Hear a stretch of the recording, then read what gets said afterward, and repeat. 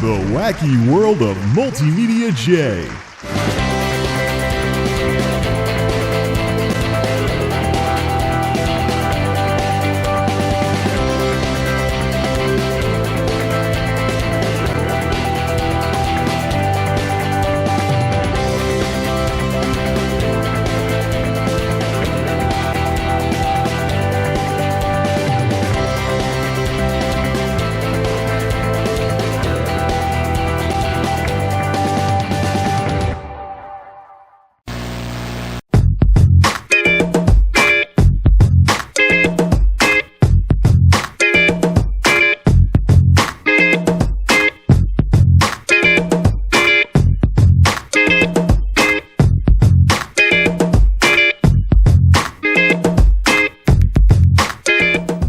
Klipsch is making things relatively interesting as I take a look at this mod project waiting to happen. Analog in, SWS for the add-on subwoofers and things like that. The little RCA cable or something like that would go out to an independent 100-watt subwoofer. Klipsch actually sent around some publicity pictures of someone building a wall of subs. 15 subs with one Pro Media or something like that, just to play with people and play with people's minds and imaginations or what have you. And then the volume control, of course, is right here. The interesting part about the amp board is that it looks like the relay might not have been the only thing that was having issues back when I decommissioned this thing. First off, look at all the heavy use of solderless lugs. It's easy service, yes, but the big problem that I have with this is, how about oxidation or something like that? I mean, how much air can get in underneath those things? Not so sure about that. The good news is, though, if we get the amp completely out of the picture, and we take the amp completely out of the picture, we have basically a set of solderless lugs that the speaker wire can somehow hook into. It's not going to be the greatest connection in the world, but we have a nicely set up black and red, which go out to the accordion-style speakers, and they will go back and forth. The subs go back and forth, great big magnets, nice thick box. Not really any foam in here that I can see, but yeah. It looks like there might have been some other issues going on the board as well. Oh, yeah, scratch the casing with its own amplifier. Ain't that something? So if we look over, let's even get some more without knocking stuff over. Alright, if we actually look at the power supply part of the board, if we look at the power supply part of the board, here's what let go. This relay right here, let go, and this relay let go, it's flapping all over the place. You know, I touched the relay case and just came off just like that.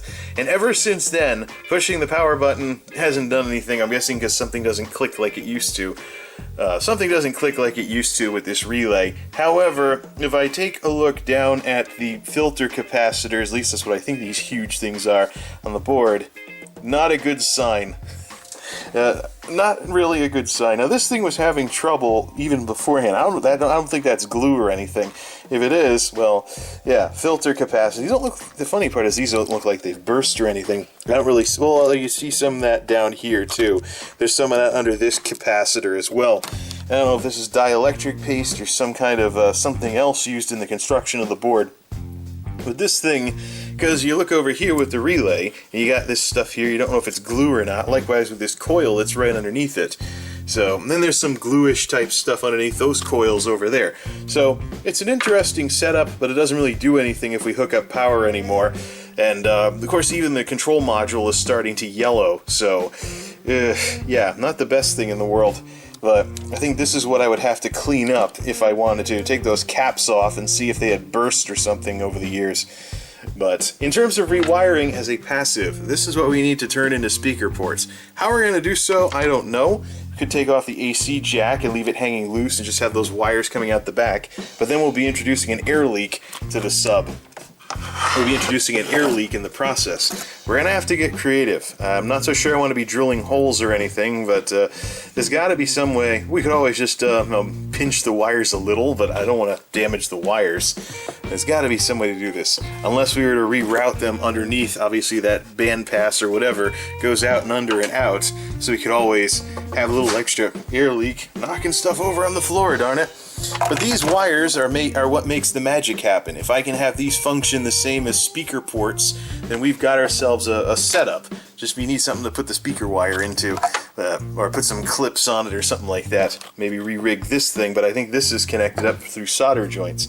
But yeah, it's really too bad that something like this took down this system, because this was a pretty good system otherwise. It may have been analog only, but you know, I've been having trouble with some of the software that does real-time encoding on the sound card these days.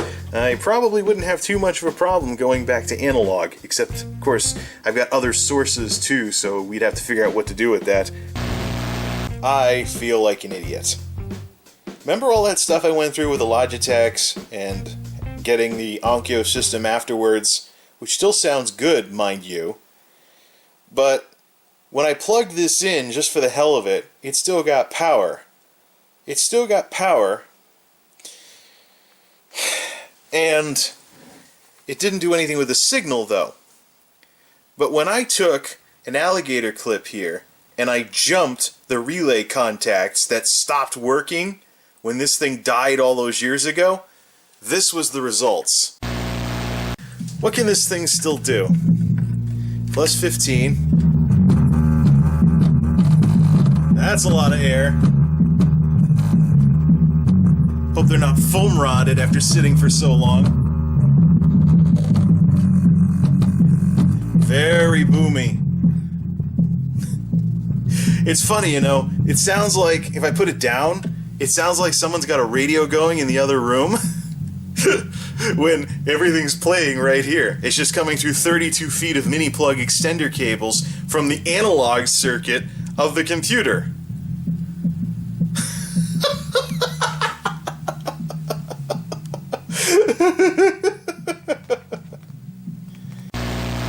Well, this sounds a little more mellow. So we're rolling with 30-something watts, but look what happens when I try and turn it off. The power supply is still doing stuff. Nothing changed wattage-wise. So this was the power relay that turned the power supply on and off. So the problem with this relay not working right is that jumping it keeps the thing on all the time, which I'm guessing is not a good thing.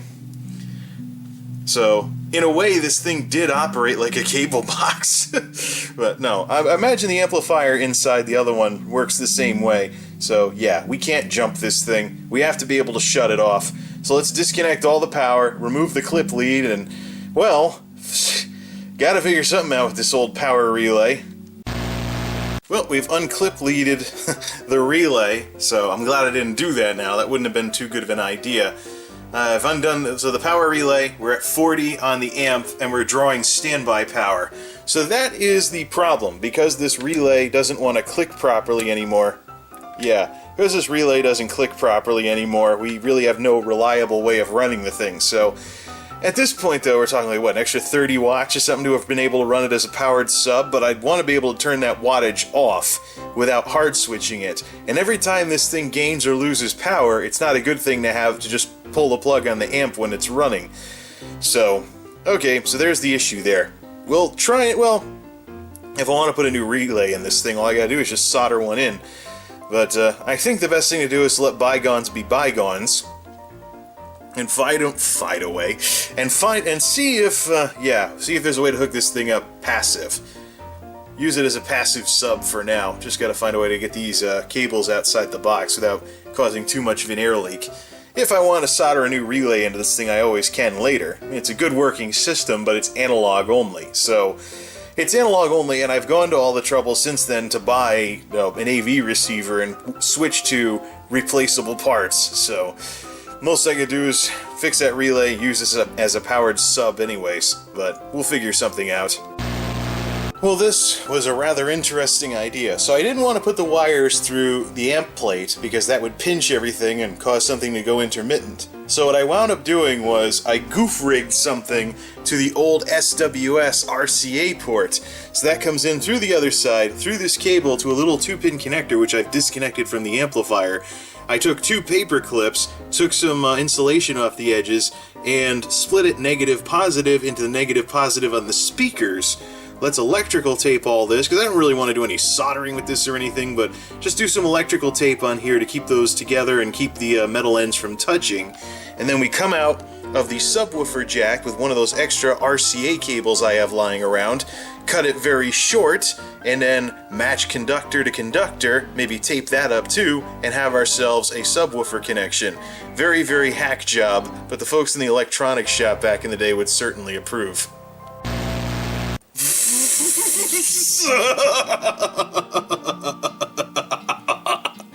Yeah, right. This is amateur hack job nonsense enough as it is. Never mind the fact that this is going to be inside an effing subwoofer, so the connection could get vibrated apart at any time. Yeah, right. If this in any way, shape, or form works well, I will be quite impressed.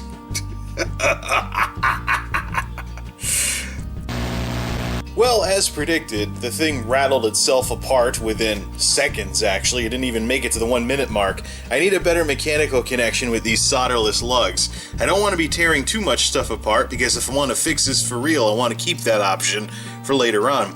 This setup should do that. So I'm taking the paper clips this time, and I'm taking a little bit off the ends to go into the 2-pin connector, and then, well, it helps if it's in front of the thing. And then I'm putting a little 90-degree bend on the end. So it goes inside the solderless lug and then turns sideways. Then this can get taped, and as you can see, I've already got one for the positive side. It goes into the solderless lug, turns at the Y joint inside, and leaves a bit of conductor on the end to go inside this little connector right here. Now the beauty of this kind of setup is if I ever want to fix this thing for real and get the amplifier working again, solder in a new relay, and then just reconnect this thing. And then use the subwoofer jack will be back in action, and I'll be able to use everything the normal way again. So, very, very interesting how this is taking place. Now I just got to get this thing installed, tape that up, and see if it holds itself together. I verified that the RCA adapter setup works with the SWS port, and basically what's going on is I'm using the 4.1s for music while I'm working on this. So yeah, if we can find one where the bass doesn't rattle the whole thing to pieces, we'll have ourselves a winner here. I think larger jumpers that aren't so finicky to tape in place are the key to that one. That's better. Just had to wedge it into those connectors really well. Now I just gotta figure out this last connector, and everything can go back together. By the way, looks like these things can handle a little bit of mid-range.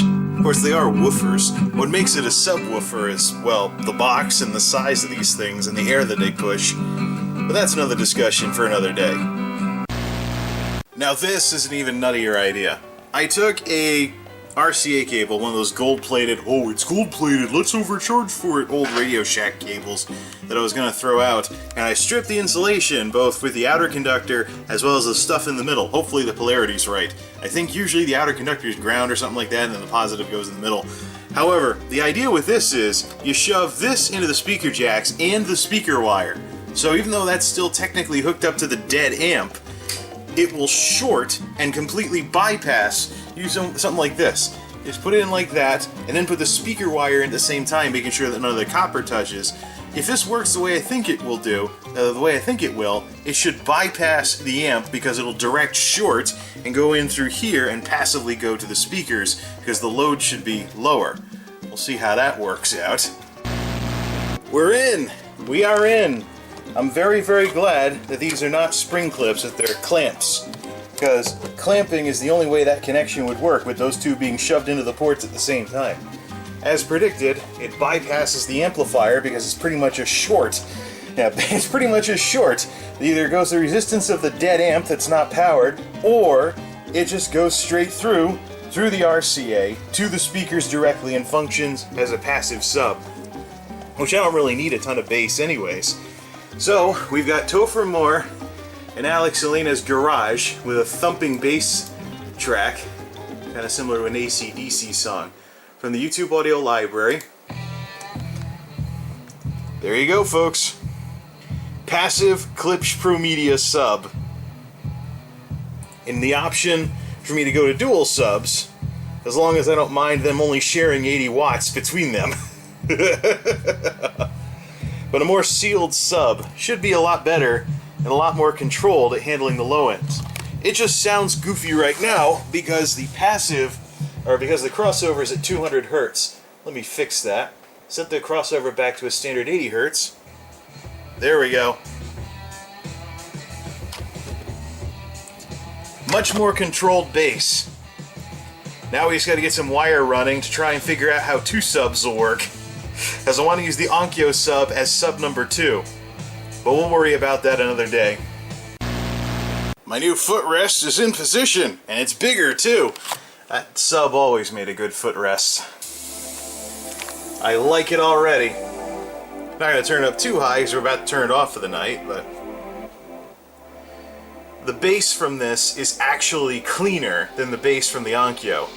Better design, better materials will do that. Way cleaner and tighter bass. Alright.